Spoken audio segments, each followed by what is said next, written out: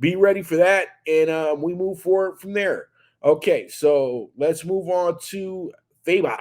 Team USA crushes Greece 109 to 81, and now are 2-0 in the FIBA World Cup. They have absolutely been a grand team to watch. They've been playing some great basketball yesterday.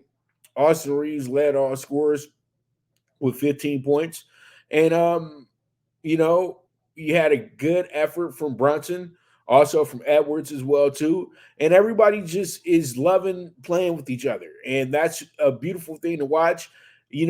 They make sure that they're playing really good team defense as well. That's what was wrong with the last group that played in the FIBA World Championships, the World Cup, is that they just weren't good defensively. And this team is different. They are very good defensively, and we do know that a lot of these guys are trying to play for their spot in the next Olympics, because nothing's sealed and delivered for any of these guys. These were just the guys selected for the World Cup team.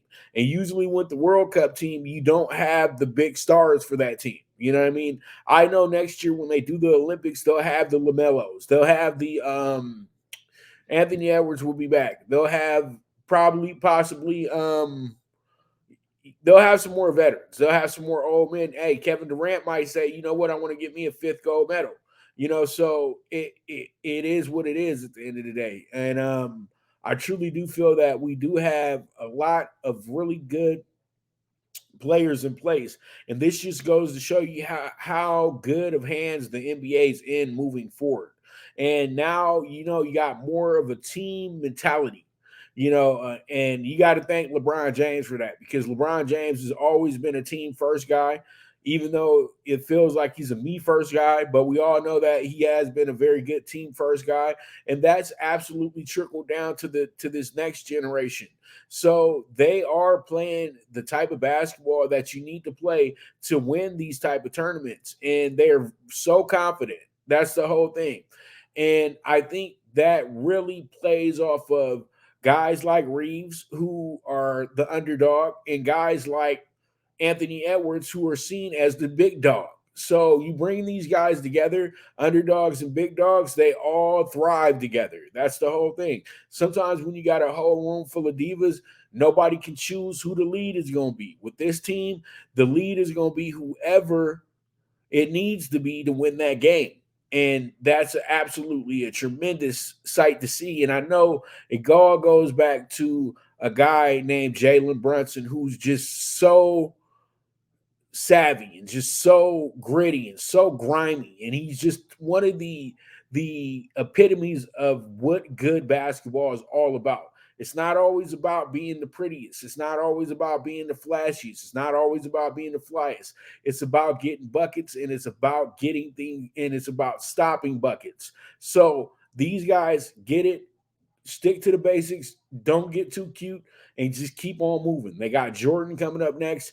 Rondé Hollis Jefferson had a big moment yesterday, hitting the and one 3-pointer and everything like that, and everybody was calling him Kobe.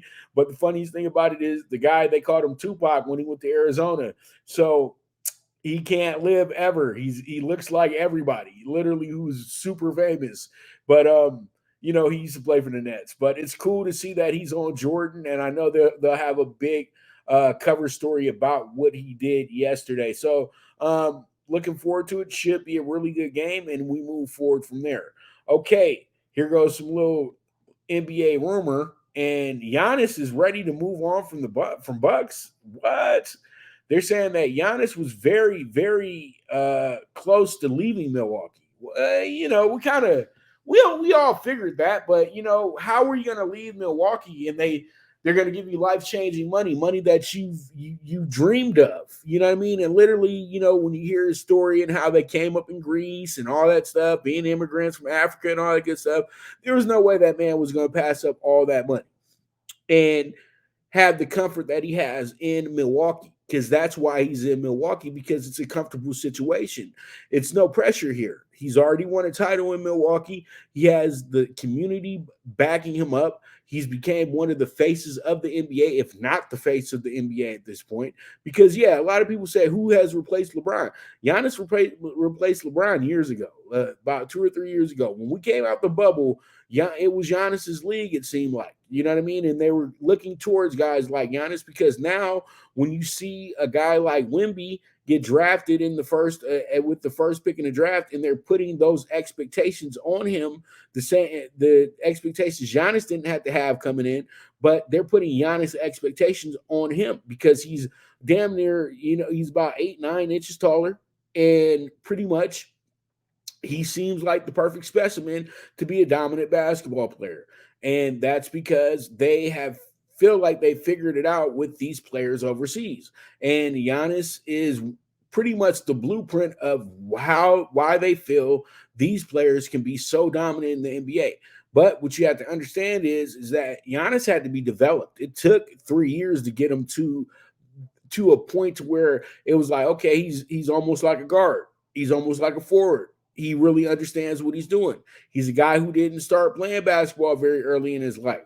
So by his improvement and his work ethic, Giannis has became one of those guys in the league, and that's truly what it is. It's really his work ethic and how he goes about his approach, and it's been absolutely spectacular. So when you hear him say that, New York and LA were very on my mind about going to, and I'm still, you know, I don't know how happy I am in Milwaukee right now because you know what? At the end of the day, anybody can be very upset about how they finished last year because Giannis did get hurt in the series, but if you're the number one seed, you got the best record in the conference, you're supposed to take care of your business. It's not hard to do.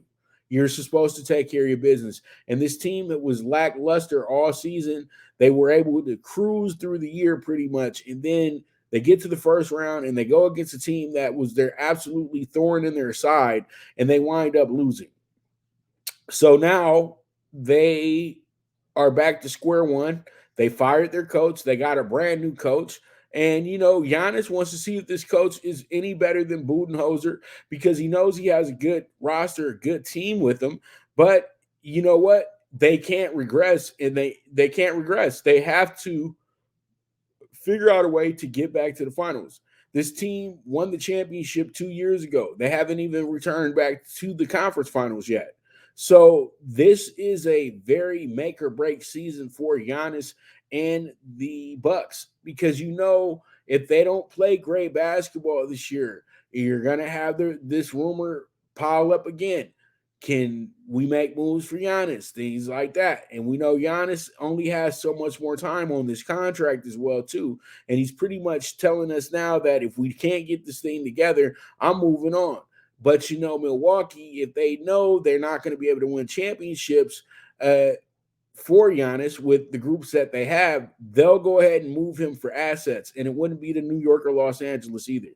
But it's good to know that a high caliber player, high marquee player is thinking about, the bigger markets because for the NBA to truly thrive, you need guys like Giannis in places like New York, LA, Chicago, those places, Boston. Well, Boston's fine, but we need for the NBA really to move forward. Their star of stars had to play in the biggest markets. It's that simple.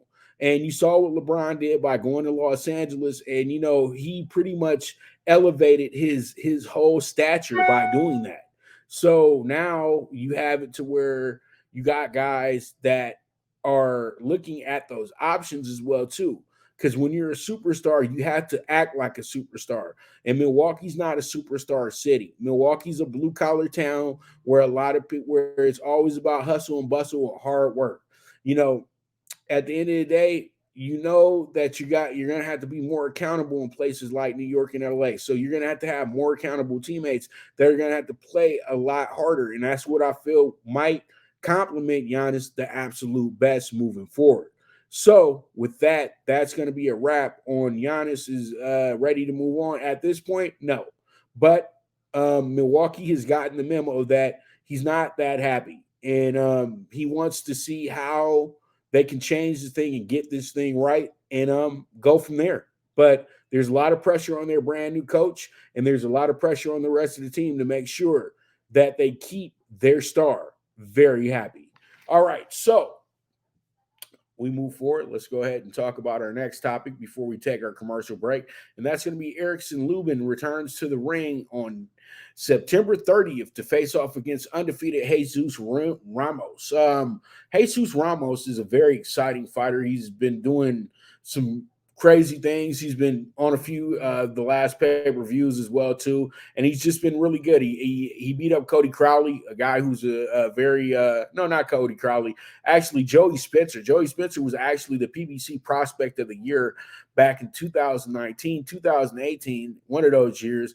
And what happened was is that Jesus Ramos walked right through him and absolutely embarrassed him, and that was insane. This was a part of the I think it was the Tank. No, it wasn't the Tank Ryan pay-per-view. It was the part of the Plant Benavides pay-per-view. And it was a huge night that night in Las Vegas for that fight. And, that was a big moment for Ramos because Ramos showed that he's official and that he is ready for the next big move. And, he's been able to take care of his business against what we would say guys that have to have a prove it fight, or guys that are on their last chance as well too.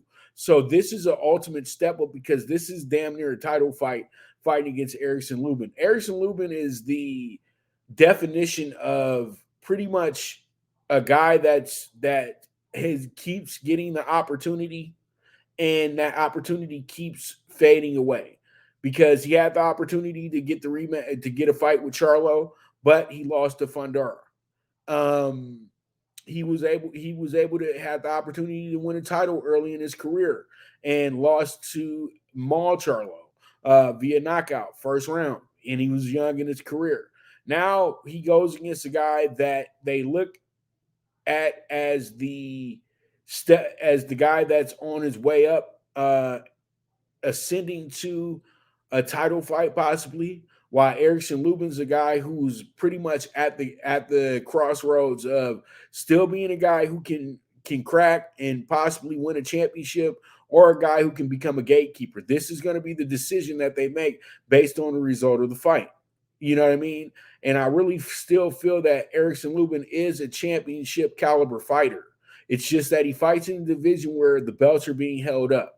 That's my biggest gripe against the undisputed unified champions. When they win these belts and when they have these fights, what happens is they hold the rest of the division up because usually they get to pick and choose who they're going to fight. The cherry picking begins, and then the sanctioning bodies stay taking the step aside money for their fighters who are ranked to be the immediate opponent for these champions, and it continues the process because then that champion loses, this other guy holds on to the belts, then they have a rematch, that champion either gives those belts back or that champion loses all those belts in their next fight against their tune-up opponent, and then it just becomes a hot potato situation, which it did at 154 a few years ago until Charlo came over there and fixed it and was able to beat Tony Harrison, and then he was able to beat Jason Rosario,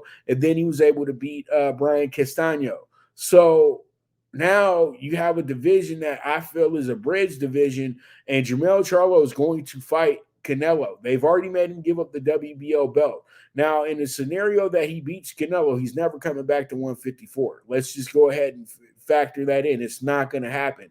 So I would say this: Erickson Lubin with a win will possibly put himself in position for that for that WBC title with a possible rematch with Fundora, or possibly fighting against I'm trying to think of another name at 154 that would be a great fight for Lubin moving forward. Or he could go ahead. I know that Brian Mendoza is going to fight Tim Tszyu for the WBO belt. So I'm thinking to myself, Lubin had already had an eliminator interim situation with with Fundora. So it would be great to see them have a rematch because that fight was life or death for both guys, even though it does feel like it was decisive because the way that Lubin's face looked, but the way that Fundora has went about it, the way that Fundora lost his last fight, you would say that possibly that this could be a better rematch for Lubin because then he kind of understands how to go about his business in this next fight as well too. So that will be a possibility for the WBC title. But my whole point is this. I feel like Erickson Lubin will be up for a title if he's able to win this fight. Same thing goes for Jesus Ramos, is that either one of these guys will be up for a title at the 154 pound range. And I'm telling you now, I truly do feel that these belts are going to be broken up by the end of the year. Okay. And everybody's going to get their opportunity to get a belt. And I'm just going to finish with this. When you have divisions like 154, it's really dumb to be a unified champion or an undisputed champion because you're always killing yourself to make weight because you're too heavy to be a welterweight and you're too light and you're too scared to be a middleweight. So pretty much you find yourself in the middle. How long can you make 154? That's the question. So pretty much what guys do is I feel like they're stalling time sometimes when they're sitting up in here having 25 title defenses at a weight that is so hard to make. And eventually at one point they're going to get cooked. So what I feel like guys have to do, defend that title 3 or 4 times and move on to 160 because at 160 you'll get an automatic title fight because you already were a champion in the other class. You become a number one contender in the sanctioned body if you decide to jump divisions because you were already champion, so you already get to jump the line. So, there's a lot of things that boxers need to do a little bit better. And I feel like it's all goes back to who's advising these guys and who's directing these guys' careers. But I truly do feel both these guys are capable of being world champions within the next year. And I really do hope that both guys do get their shot after they have this great fight because they're both championship contenders, period, point blank. And that's it. And that's all. So with that, we're going to go ahead and take another break. And our first break. I'm talking about another break. Our first break. I'm sorry about that. So with that, we're going to be right back. And this is the Premier Sports Betting Show, the Primetime Angles with the one and only Pop DiBiase, the Primetime Capper, and I'll be right back at you. Good News Only Racing Club, led by the legendary Doug O'Neill, the trainer of 2 Kentucky Derby winners, and I'll have another in Nyquist. Also trained 2-time Breeders' Cup champ Golden Sense, who are just a part of a long list of thoroughbred champions trained by Doug O'Neill. The Good News Only Racing Club has a young core of horses to look out for in Dennis's Celery, Irish Heatwave, and Notre Dame, just to name a few. Win the day every day with the Good News Only Racing Club, a proud sponsor of the NFL Bet Exchange. From the East and the West, you've heard others, but now you've tuned into the best. This is a Prime Wave Media production.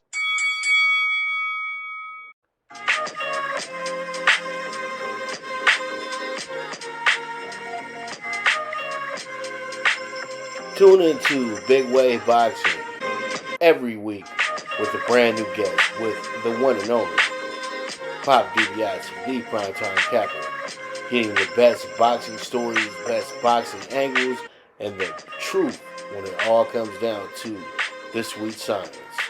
Tune in to Big Wave Boxing on the Prime Wave Media channel on YouTube.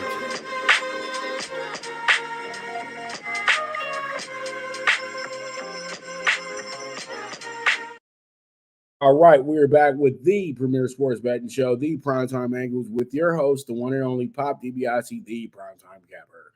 All right, so let's go ahead and jump into Blue Crew Daily. Blue Crew Daily, Dodgers win 7-4 against D-backs and look to win another series with Kershaw on the mound tonight. Yeah, they got 2 more games left to go in the series, but the Dodgers are on a roll right now, and the Dodgers have either swept series or they've went ahead and they've just took 2 out of 3 of a series. But they've been really good in LA as of late. And the beat just keeps going on. And the Dodgers are just playing championship baseball as usual during the regular season. What's new?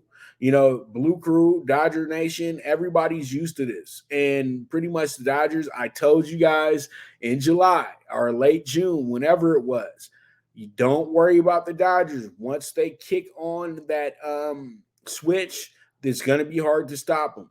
It took about a week or two before the All-Star break. The switch came on and hasn't went off yet. And the Dodgers literally have been walking through teams all month long. And right now they're sitting at about 22-5 for the month. Okay. The Dodgers have been just absolutely incredible. And that's just great scouting, great patience. And the Dodgers are looking forward to a nice playoff run right now. They got a great pitcher in Lance Lynn, who's a 3-time All-Star, and he's a power pitcher. That's something that the Dodgers really, really, really, really needed, haven't had in a long time. A straight-up power pitcher, guy that throws nothing but the heat. Also, Ahmad Rosario has been very good quietly. Kike Hernandez, once again, a very good dugout guy.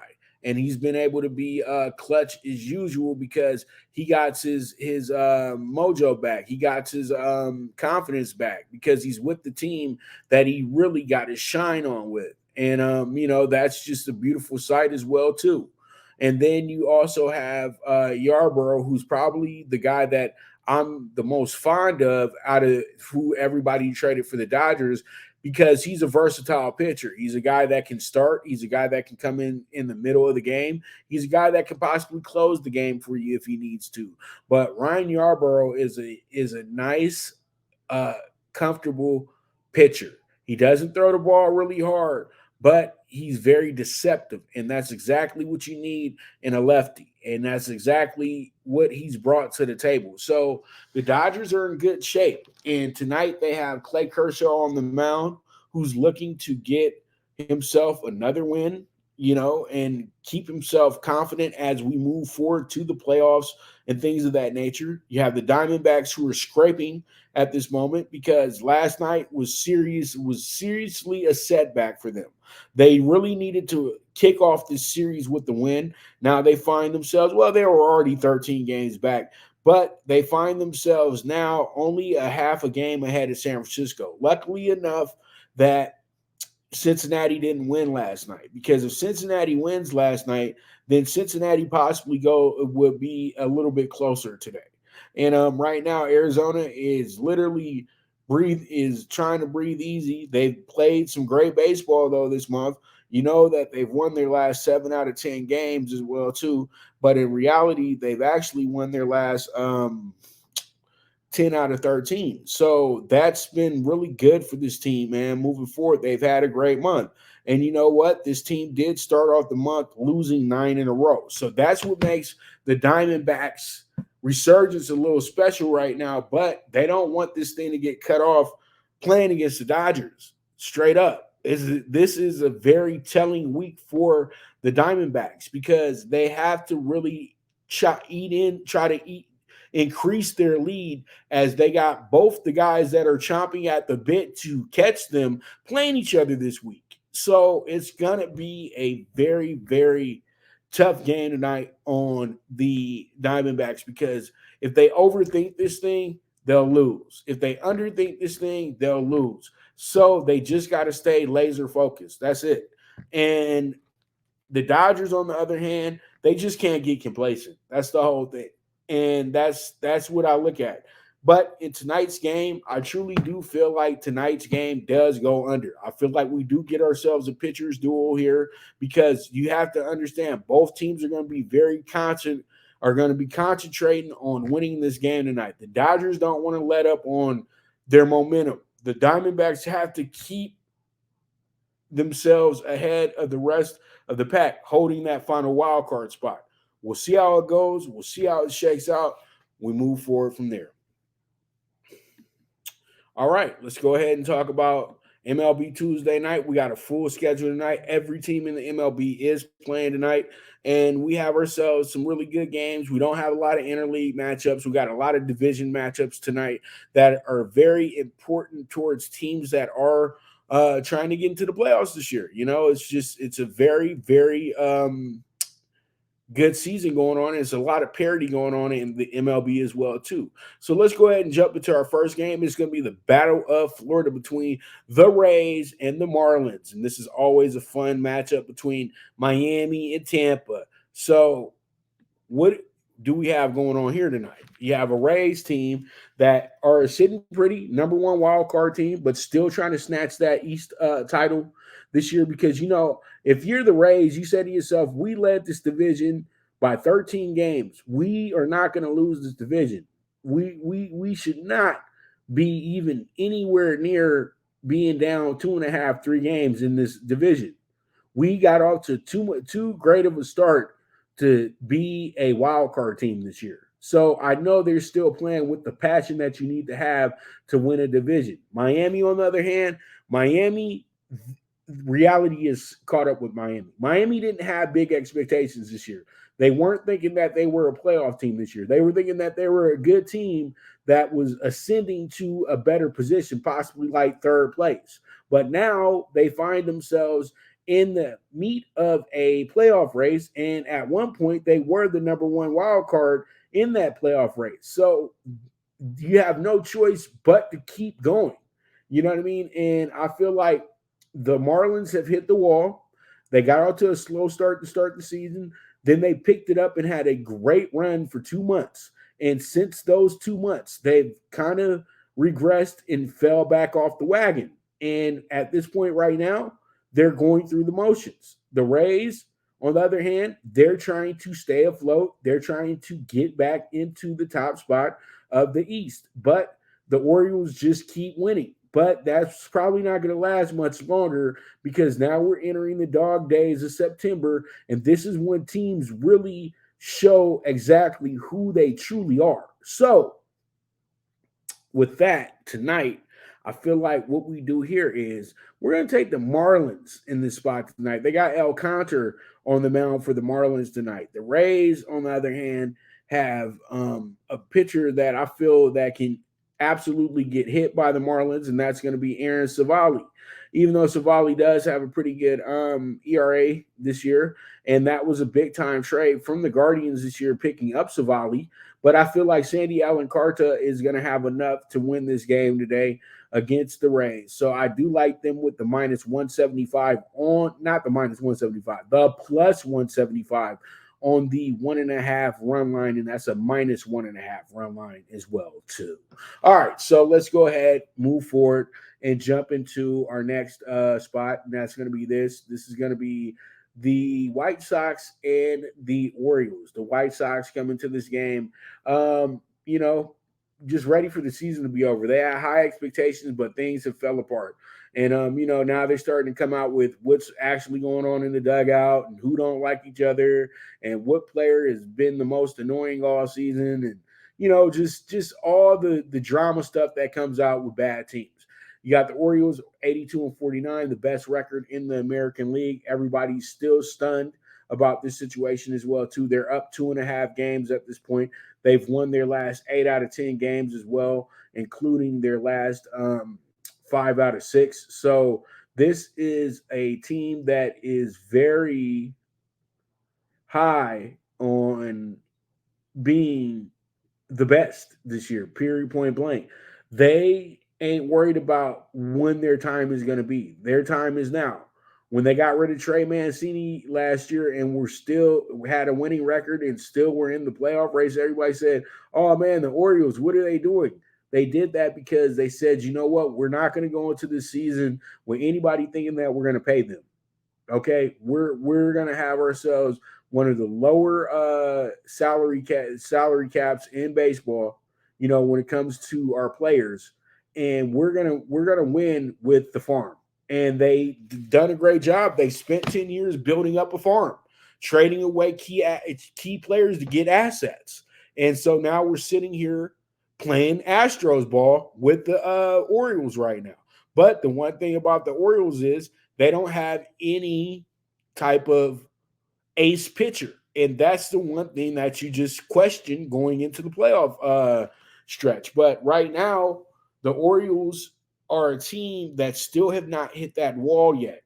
And that wall is getting very visible, but when's it showing up? You know what I mean? So right now, I feel like this game calls for the over, in my opinion. I think that, yeah, Grayson Rodriguez on the mound today, the young rookie, and then he's going against Kopech today, who's always kind of 50-50, kind of shaky a little bit. But I feel like you're going to get the White Sox to score some runs. You're going to get the Orioles to score some runs, and then we wind up getting over the 9 runs. So with that, that's going to be the bet for the Sox and for the White Sox, because we got the Red Sox, White Sox, a lot of good stuff. But for the White Sox and the Orioles. All right, so we move forward. Let's talk about the Reds and the Giants. And this game is like eliminator somewhat, but not really. But you do have teams that cannot fall that far behind in this situation. You have a Reds team that has Brandon Williamson going on to the mound tonight. You have Alex Cobb on the mound for the Giants. Cobb is 6-5 on the year, 3.74 ERA, 117 strikeouts on the year.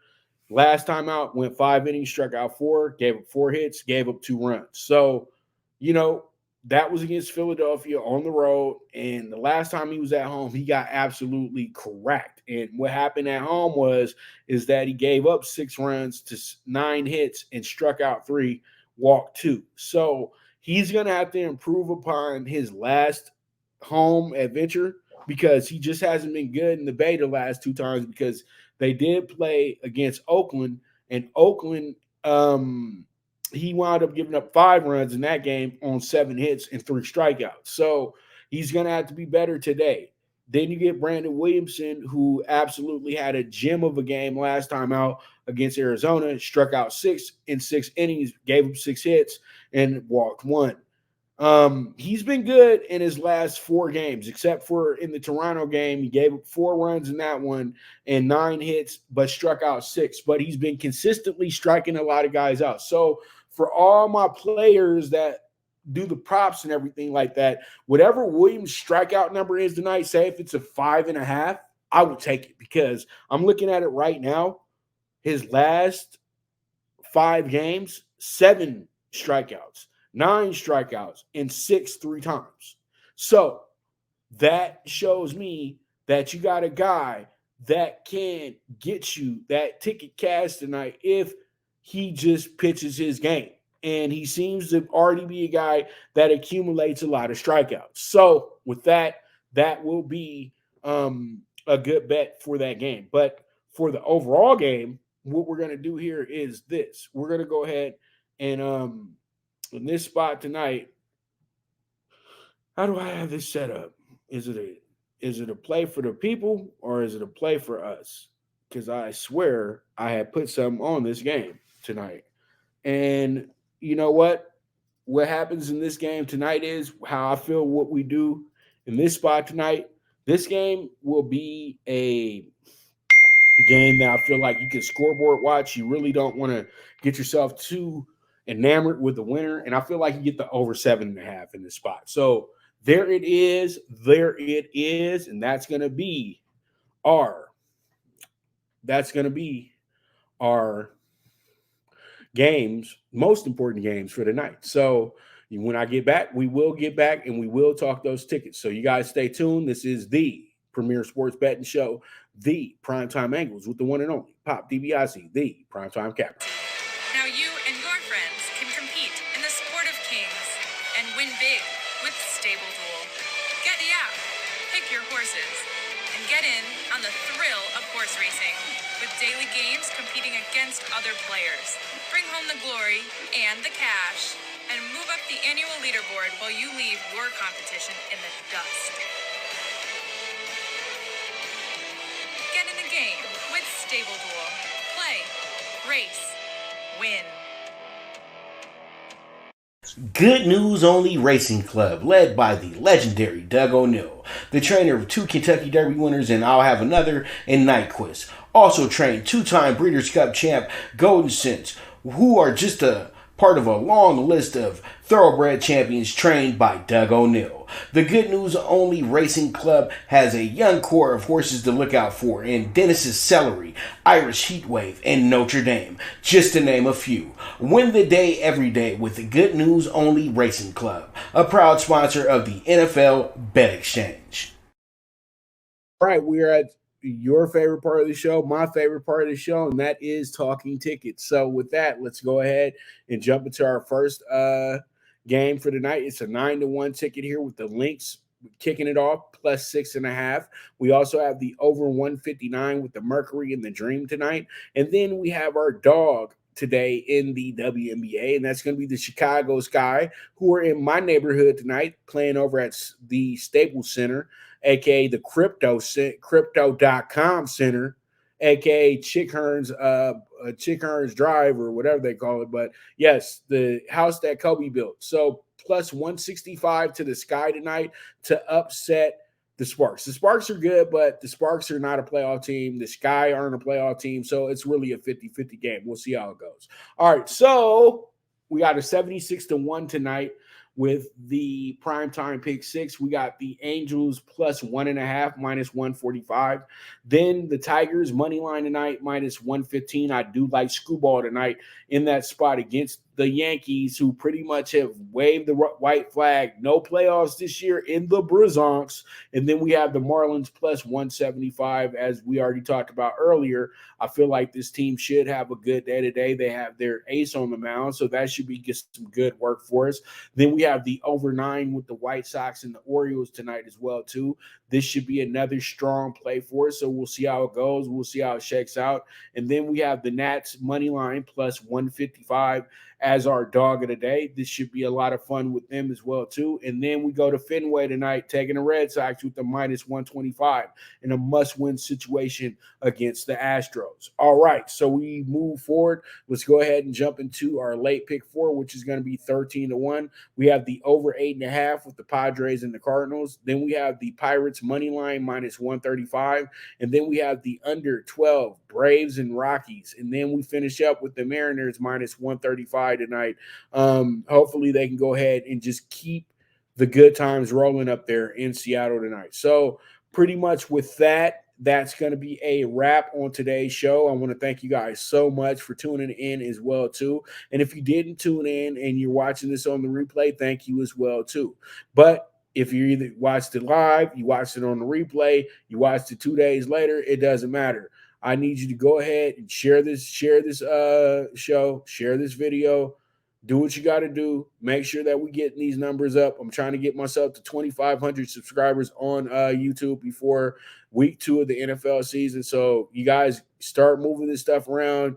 Also put up my my actual page as well, too, if you are supporting the wave the way that you guys say that you are. So pretty much it takes a group, it takes a community. So let's make it happen. All right. But with that, once again, you guys are the absolute best. There is no me without you. And as I always say, bet with your head, not with your heart. The movement is moving. And this is the premier sports betting show, the Primetime Angles, with the one and only Pop DiBiase, the Primetime Capper. And I am gone.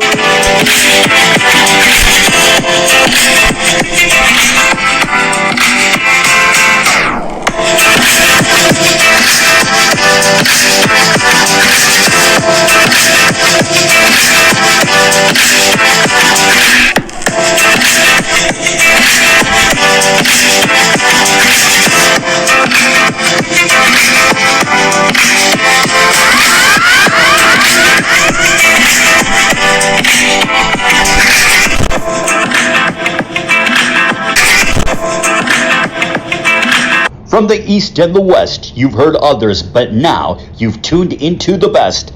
This is a Prime Wave Media production.